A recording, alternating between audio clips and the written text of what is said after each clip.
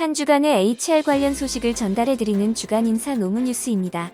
뉴스의 자세한 소식은 첨부 파일을 통해 확인하실 수 있습니다. 이번 주 주요 소식입니다.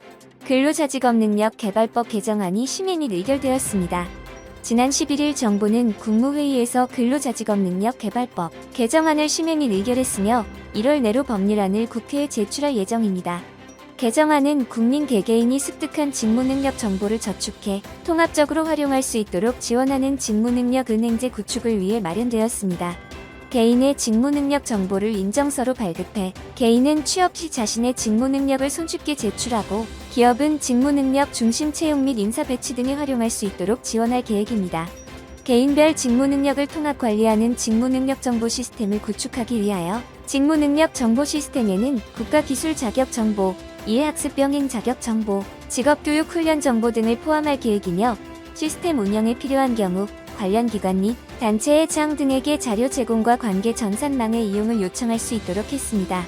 직무능력 정보를 기재한 인증서 발급을 진행하여 개인의 직무능력에 대한 정보를 인정서로 발급하여 취업 등 필요시 손쉽게 기업에 제출할 수 있도록 지원하며 기업은 구직자 및 재직자의 구체적 직무능력 정보를 바탕으로 직무에 적합한 인재를 채용 및 배치할 수 있어 직무능력 중심 인사관리 확산에도 기여할 것으로 기대됩니다.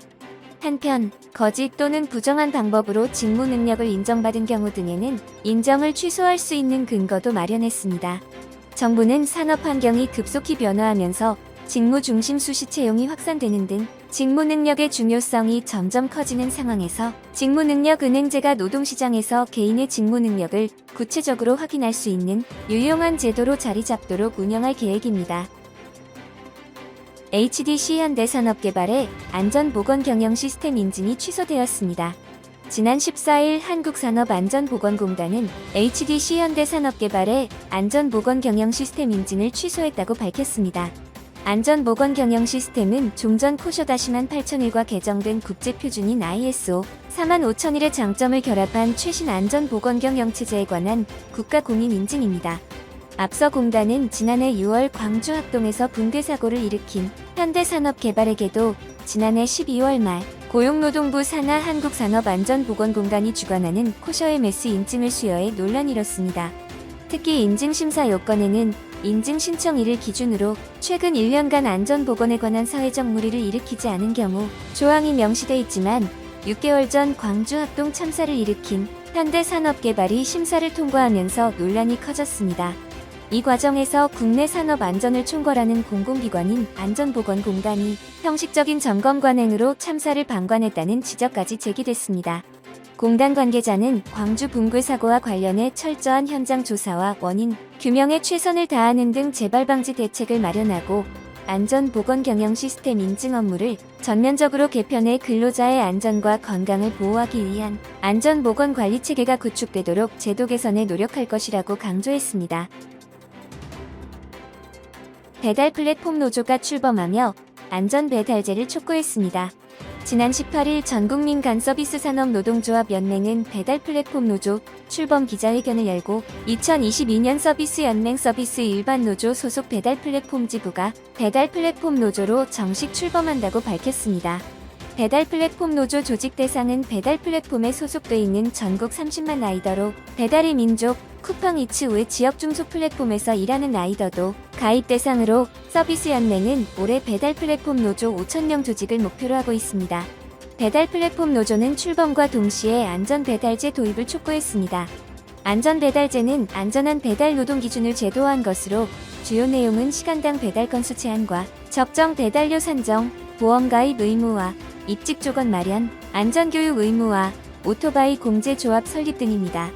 배달 플랫폼 노조는 대국민 서명운동, 스티커 부착을 통한 안전배달제 홍보 등 안전배달제 도입을 위한 캠페인을 진행할 예정이며 오는 26일에는 서비스 연맹 주최로 배달 플랫폼 안전배달제 도입을 위한 토론회도 개최됩니다.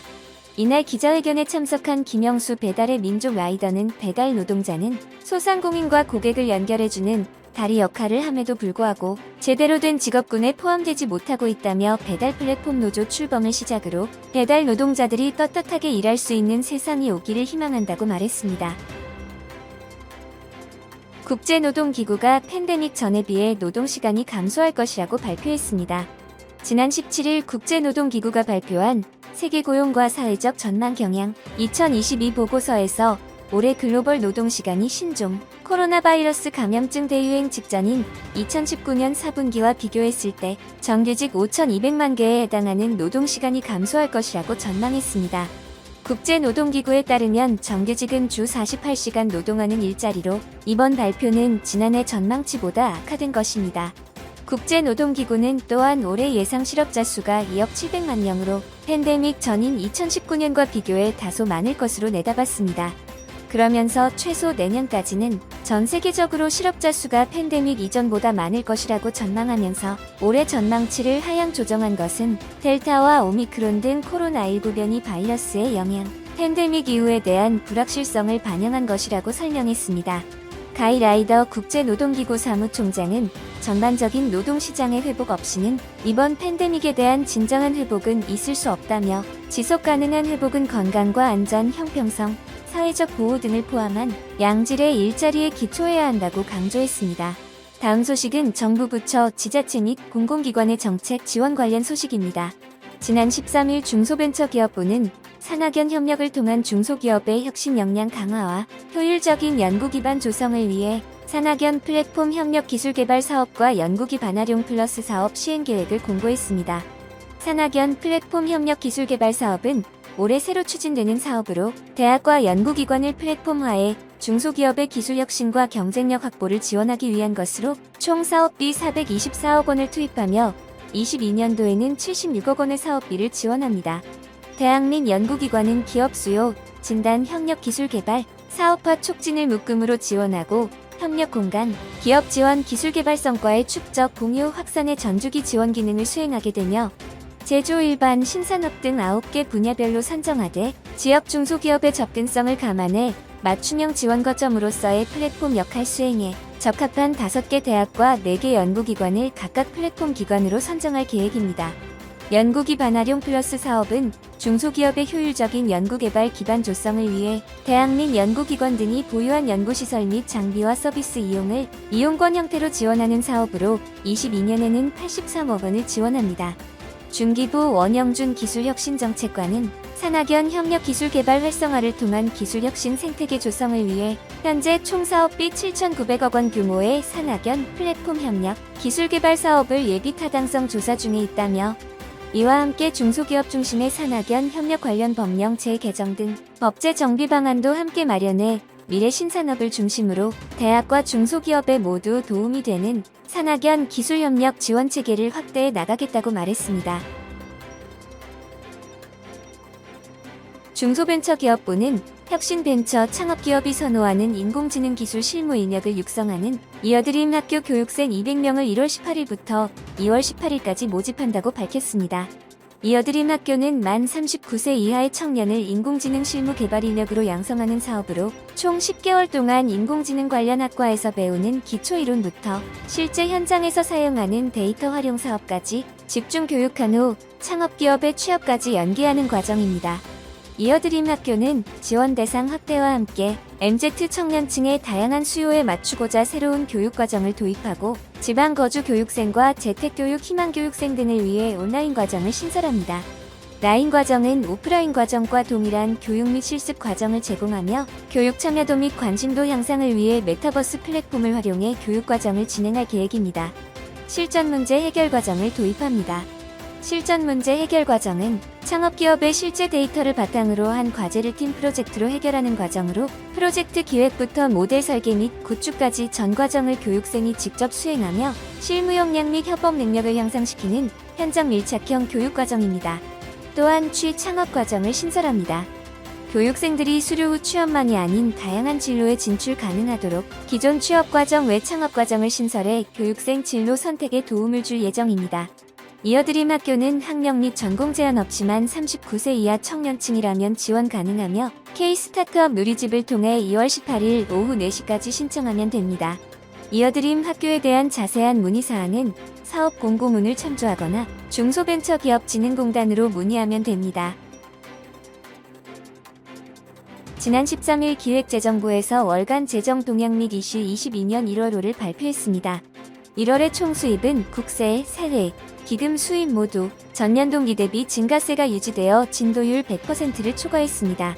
국세는 경기 회복세의 영향으로 법인세, 부가가치세, 소득세를 중심으로 증가하였고 세외 수입은 우체국 예금 운용 수익이 증가했으며 사회보험 가입자의 증가와 사회보장성 기금 자산의 운용 수익이 증가하여 기금 수익이 증가하였습니다. 이외에도 총 지출, 재정수지, 국가채무 등의 수치가 회복세를 보이고 있었습니다.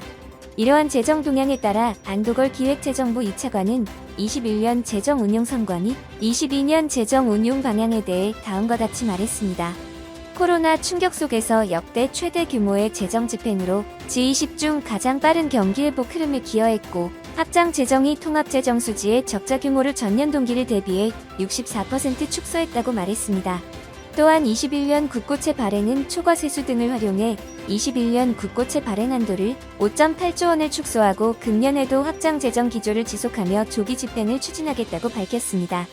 마지막으로 금년도는 민생 안정과 선도, 국가 도약을 위해 미래 성장 동력 확충에 집중하고 한국판 뉴딜, 탄소 중립 재정 투자, 국가 균형 발전 프로젝트 등을 핵심 사업군으로 하여 연초부터 차질 없이 집행되도록 만전을 다하겠다고 말했습니다.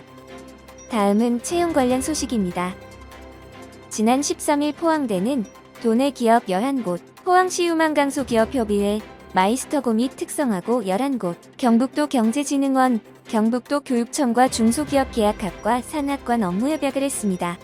이번 협약은 지역 청년들의 성공적 취업과 지역 중소기업 근로자의 장기 근속 유도, 직무 역량 강화를 위해 대학과 기업, 지자체 공공기관, 기업과 특성화고 마이스터고가 산학관 협력 체제를 구축하고 현장 맞춤형 실무 중심 교육으로 지역의 우수한 전문 직업인 양성을 통한 지역사회, 동반 성장에 기여하기 위해 마련되었으며 협약을 체결한 기관과 학교 등은 취업 활성화를 위한 산학 프로그램을 운영하고 중소기업 직원 직무 역량 개발을 지원하며 양질의 취업 기회를 주기로 하였습니다. 협약에는 경도공업, 남부정밀, DI 오토모티브 등 11개의 기업과 경북세무고, 포항흥해공고, 경주공고 등 11개의 고교가 참여했습니다. 한홍수 포항대 총장은 청년 일자리 창출 및 취업 활성화와 중소기업의 만성적 구인난 해소를 위해 협력하기로 힘을 모았다고 설명했습니다. 다음은 보상 관련 소식입니다. 고용노동부가 조선, 자동차, 타이어 등 특정 업종이나 직종에서 1에서 10년 이상 종사한 근로자들이 목, 어깨, 허리, 팔꿈치, 손목, 무릎 상병에 걸리면 추정의 원칙을 적용한다는 골자를 가진 근골격계 질병 고시 개정안을 행정 예고한 가운데 노동부와 경영계가 서로 다른 입장을 보이고 있습니다. 노동부에서는 운영 중이던 지침 내용을 고시화해 안정적인 제도 운영과 급증한 산재 승인 결정을 위해 필요하다고 주장했지만 경영계는 산재의 인과관계가 충분히 검토되지 않은 상황에서 추정의 원칙을 도입할 경우 특정 업종과 직종에 낙인을 찍을 수 있다고 반발하였습니다. 이 가운데 지난 13일 한국경영장총협회에서 근골격계 질병 산재 인정 기준 개선 방향 토론회를 개최했습니다. 발제를 맡은 우동필 동의대 교수는 정부가 설명하는 추정의 원칙 적용은 사업장별로 노동 강도 차이가 반영될 수 없는 구조라면서 같은 직종이어도 사업장마다 세부 작업 조건과 노동 강도가 다른데 획일적 기준을 적용하는 것은 비과학적이고 무리한 시도라고 지적했습니다. 뒤이어 발제를 맡은 김수근 용인강남병원 직업환경의학 전문의는 노동부 고시 개정안은 업무 요인과 질병 간의 인과관계를 확인하지 않은 채 단순 통계 접근으로 산재 승인율이 높은 직종을 선정한 것에 불과하다고 비판하면서 중량물 취급량, 부적절한 자세 횟수와 시간, 진동 노출 정도 등 업무상 요인과 특정 질병 간의 인과관계를 문헌 검토로 확인 후 정의하는 것이 정상적인 추정의 원칙 설정 방식이라고 말했습니다. 경총은 이날 토론회에서 논의된 내용을 검토해 행정예고 기간 중 노동부에 제출할 계획입니다.